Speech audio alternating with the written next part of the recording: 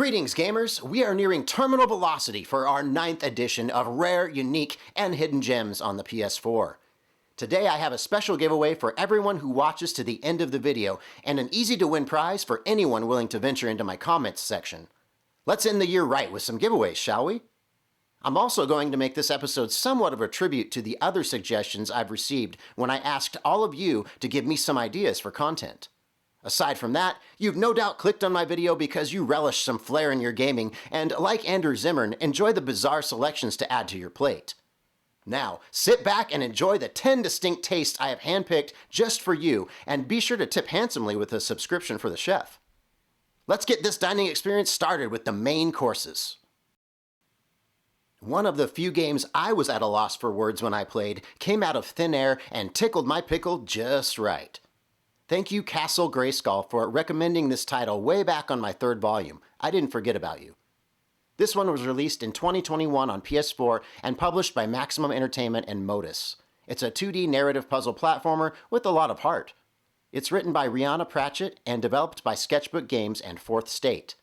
Within this word montage, you'll be interacting with a diary and a world of fantasy. It's a unique spin on the genre and a touching introspection of a young girl dealing with the trials of life. Now, before my words become too heavy, let's open this book and dissect the goodness. You know, sometimes I like to think musical artist Jason Mraz and myself have that wizard of words thing in common, and being Mr. A to Z myself, I have a morbid infatuation with wordplay, so when I had a chance to open my magical book and choose suitable term solutions to advance, I was like a child being told exactly how to get to Sesame Street. With an invocation of emotion, I traversed pages and landscapes to my heart's content, all while aspiring to be a writer to convey some of the deepest and most difficult moments of my protagonist Izzy's life. Without giving too much away, this tackled subjects of loss and love through the eyes of a child, and reminds us as adults what has shaped us into the people we are now. I'm giving this title an emphatic 7.5 out of 10. For a completely different type of game, this one was recommended to me by Walter White 7376, who also happened to win my Shadow giveaway on Volume 6. Thank you kindly, sir, you earned it. Now, onto this hidden gem. This one had the former designers for Hitman and Payday on the team and was based on the tabletop RPG. It was released in 2018, published by Funcom, and developed by the Bearded Ladies from Sweden. We are looking at a tactical turn-based gem that delivers a lot of what fans love: stealth, story, and environment. There's also just something about self-aware ducks and warthogs that ignites one's curiosity.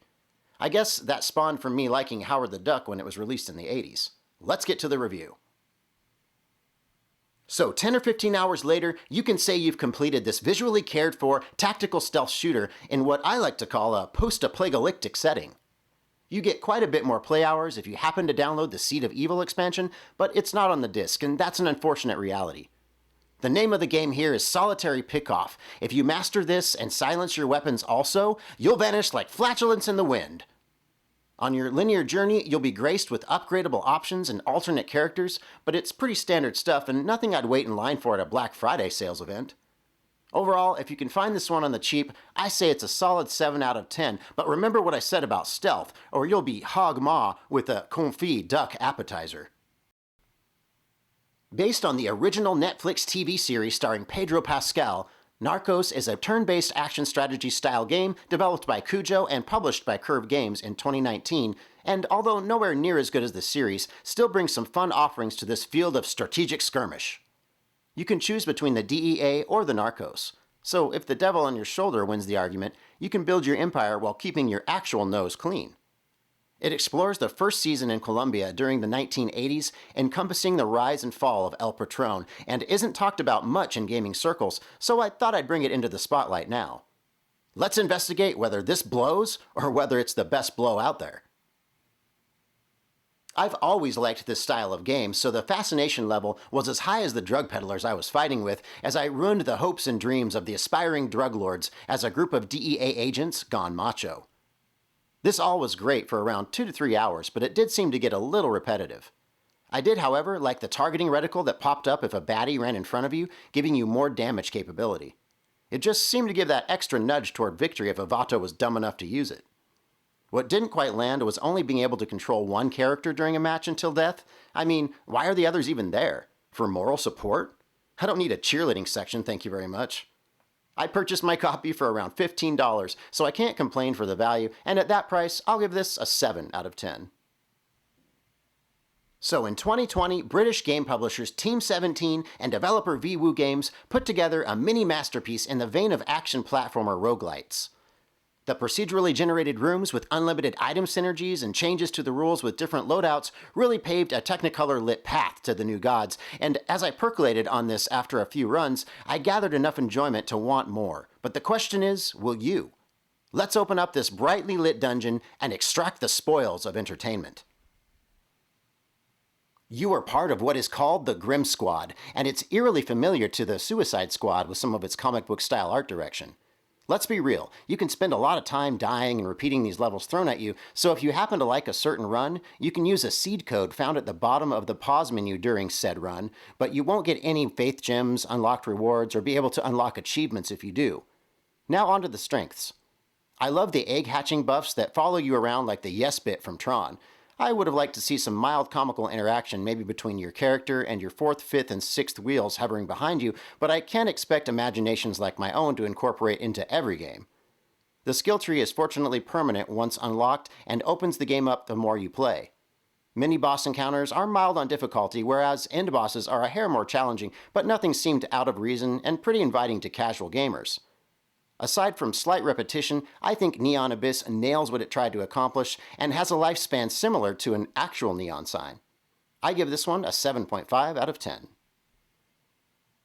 I have been a fan of Pokemon ever since the mobile game Go was released, and Shin Megami Tensei, NetHack, or Digimon follow similar characteristics, but Nexomon is a fresh take on the format, and a damn fun one at that.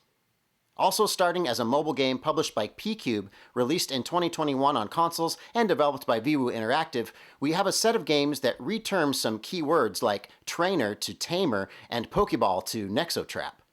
This double RPG pack is teeming with personality and is surprisingly good for what some would say is a knockoff. I'll take a look at both games and give my thoughts as a whole. So we come to the glaring question rephrased. Do these two impersonators make you want to trap them all? Let's tread lightly to avoid lawsuits and find out. Right out of the gate, I was hit with the faint hint of nostalgia I would get if I were to play any of the classic Pokemon games of old.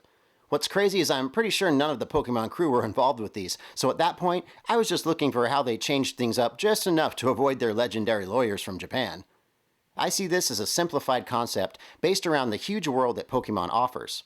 The Nexolord is your focused foe, but along your journey, you will encounter many Nexomon and Overseers you must thwart. So many that you'll be grinding like a backstreet vixen to power up your own Nexomon you catch. That can get tiring after catching multiple mega rare Nexomon that require hundreds of battles to attain ultimate status buffs and ultimate forms. In all fairness, you don't have to play like that, but I found myself wanting to annihilate every foe or accept any invitation to a Nexomon battle. So torturing myself bounteously with grinding became the norm. The good thing is there are only 7 types, including such options as fire, water, plant, wind, mineral, electric, and normal to worry about, so the rabbit hole had a foreseeable end to it. The story is well told, and I actually wanted to speak with NPCs to learn of the lore, and when a game can make me want anything, it has accomplished a grand feat that I have to give an 8 out of 10 to.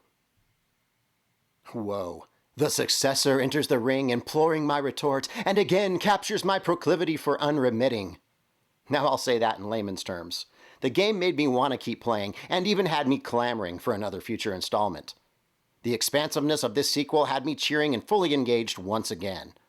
With 381 Nexomon to choose or battle with, and 2 more classes including Psychic and Ghost, the journey becomes magnetic to say the least. Bottom line is that this follow-up is everything it should be, but fair warning, the laboriousness here is amped up to what sometimes is halting to evolvement. Again, for those who need that broken down, it's effing hard at times. Mostly through the first 5 to 7 hours, but by then you should have learned enough and gained enough strength to be fully powered up for battles. I haven't even mentioned art style yet in either game, but it doesn't mean I didn't notice how visually enticing both games are. Probably this one more so, and I had never heard of these games until some deeper PS4 research, so coming across them to bring to you today was a real treat, and I hope some of you can gain joyfulness if you decide to pick it up. You can pick this set up for under $20, and that in itself is incredible. I'm also giving the sequel an 8 out of 10, and I really hope you feel the same. This was a suggestion by my winner 2 giveaways ago, named Alan C6277 here on YouTube, so a warm thank you again to you, sir. I've got to give the developers props, balls, and a small shout out for choosing a name that a famous monument in Brazil uses for the Lord and Savior of Christianity, and when you see the level of carnage this game indulges in, I think you'll agree they're pushing the envelope a little with this title. So who are these ballsy developers? Well, they're a small company called Sobaka Studios working out of Russia. It all makes perfect sense now, right? Alongside them, we have ES Digital Games in charge of publishing, and in 2019, this was finally unleashed on Western society for the PS4. Let's see if this game is glorified or in need of redemption itself.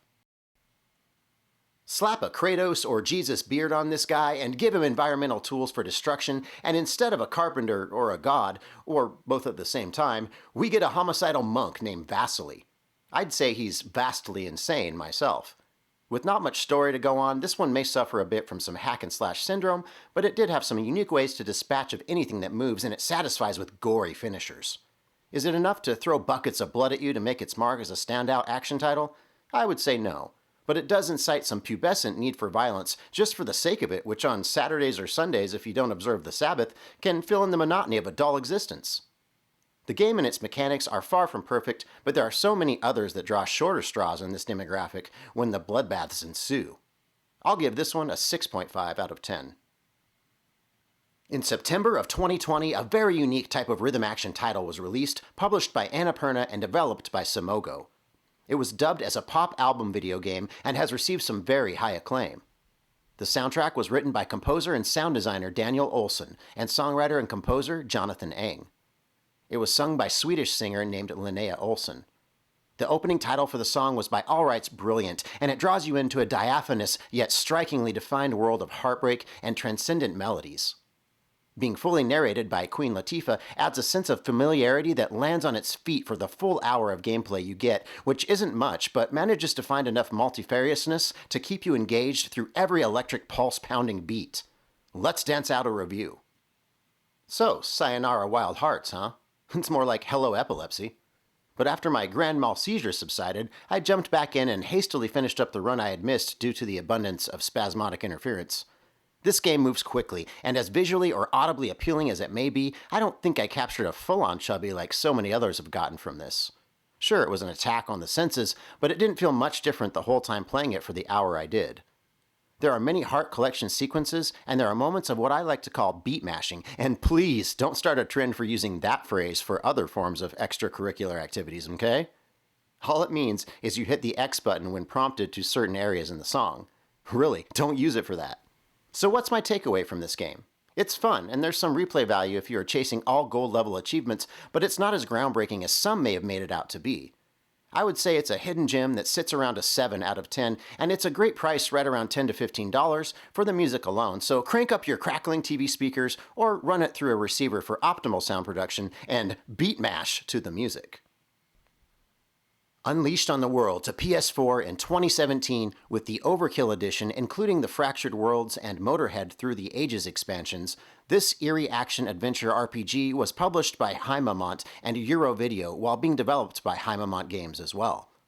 Don't let the underwhelming art fool you here. There is a great game hiding behind the veil, and its dark themes are welcomed. Let's get right into this with some game footage. I was thinking that as I played, maybe I would pretend this was called Vran Helsing because I felt like I stepped into that world from an isometric view, but another world enters as the protagonist Victor is voiced by Doug Cockle, who also voiced Geralt of Rivia from The Witcher. The voice actor really adds to the ambience nicely. With passive buffs, destiny cards, loot, and skills associated to 2 sets of weapons, they can be mixed up into whatever sequence you choose, but you have melee or ranged options, so there's always experimentation to keep demon skull bashing godlike. A valid question here may be, can you defeat this game in one sitting? I would recommend not trying that due to its 40-hour playthrough, so delegate your time wisely and abandon placation because everything is out to kill you. I'll give this one a 7.5 out of 10. We have come to a suggestion given to me by 8-bit Fryup-RU7PK, and it truly caught me off guard and struck me down like Emperor Palpatine has been twice now. I won't comment on that perversion, but I will honor and respect this title with the veracity of my review prowess.